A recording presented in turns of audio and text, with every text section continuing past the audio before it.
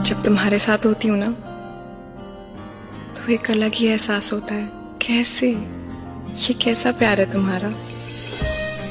इन हवाओं जैसा तुम्हारे चेहरे को छूकर चला जाता है। ये वो प्यार है जो छुआ नहीं जा सकता, इसे सिर्फ महसूस किया जा सकता है।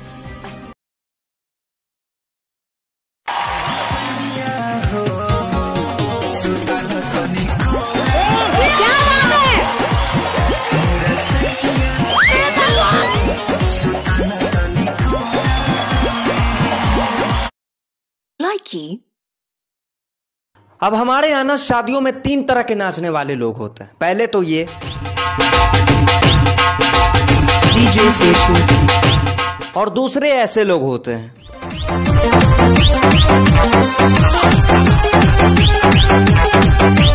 और तीसरे ऐसे लोग होते हैं जिनको देख के पता ही नहीं चलता कि ये शादी में आए या शमशान घाट के तांत्रिक के पास।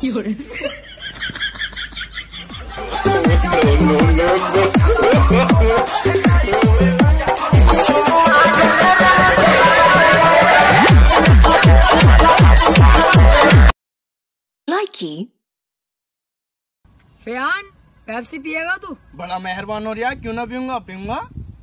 ला 40 रुपए ला लेके आऊं। बेटा मैंने पी दिया, खुद अपने पैसे से लाओ तो पी लूंगा। हाँ तो तुम्हें हराम खिला दो मैं।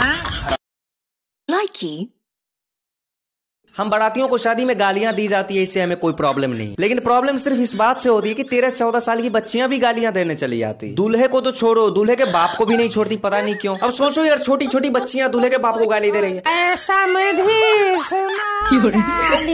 तेरा खानदान, पता नहीं क्या यार। लेकिन हमारी छोटी छोटी प्यारी प्यारी सालियों, अब हम लोग बर्दाश्त नहीं करेंगे। अगली बार जब हम आए ना तो हम चुप नहीं रहेंगे, सामने से कह के रहेंगे,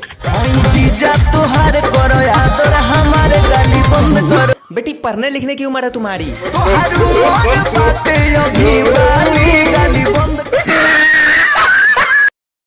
Likey